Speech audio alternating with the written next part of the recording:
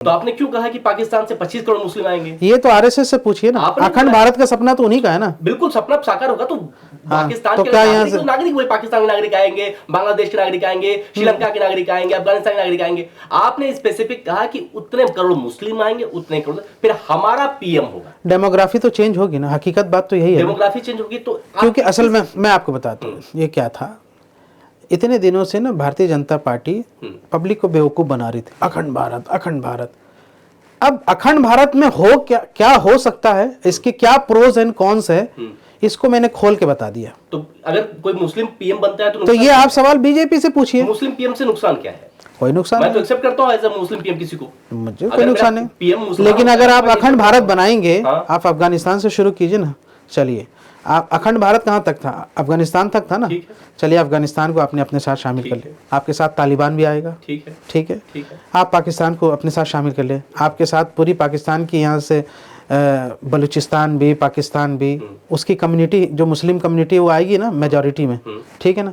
अफगानिस्तान की जो Muslim community majority में, तालिबान भी, वो सब आएगा ना साथ में। बांग्लादेश को अगर अखंड भारत में आप शामिल करते हैं तो बांग्लादेश के जो हिंदू हैं वो भी, और मेजॉरिटी में जो मुसलमान हैं वो भी आएंगे ना।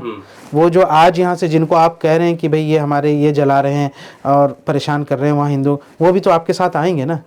तो वो क्या यहाँ से इस राजनीति का हिस्सा नहीं बनेंगे? वो चुनाव नहीं लड़ेंगे। लड़ेंगे तो यहाँ से इलेक्टोरल पॉलिटिक्स में जब डेमोग्राफी चेंज होती है, जब पॉपुलेशन का, जब यहाँ से स्टैटिस्टिक्स चेंज होती है, तो फिर यहाँ से भाई रिप्रेजेंटेशन भी चेंज होगा। संसद के अंदर यहाँ से सांसदों की संख्या भी बढ़ सकती है। हो सकता है कि यहाँ से उस वक्त अलग अलग कुछ पार्टियां हो।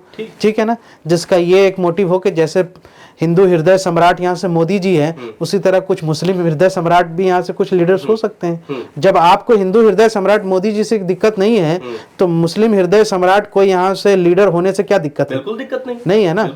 अगर दिक्कत नहीं है तो फिर यहाँ से अखंड भारत से आपको कोई दिक्कत नहीं है। तालिबान को आने से कोई दिक्कत नहीं है। अगर तालिबान की आप बात करते हैं, अगर आप तालिबान की बात करते हो, तालिबान लड़ाका ग्रुप है अफगानिस्तान में। हाँ, तो तालिबान रिवॉल्यूशनरी है ना। हाँ, रिवॉल्यूशनरी है ना। तो वहां आतंकवादी तो नहीं है ना। नहीं, अब आप मान रहे हैं। नहीं, हम कहाँ मान रहे हैं? आप बताइए ना। आप कह रहे हैं आप अखंड भारत चाहिए नहीं चाहिए? ये बताइए, अखंड भारत अगर चाहिए, अखंड भारत के साथ क्या क्या आएगा मैंने आपको बता दिया। आप चाहते हैं कि अखंड भारत न हो?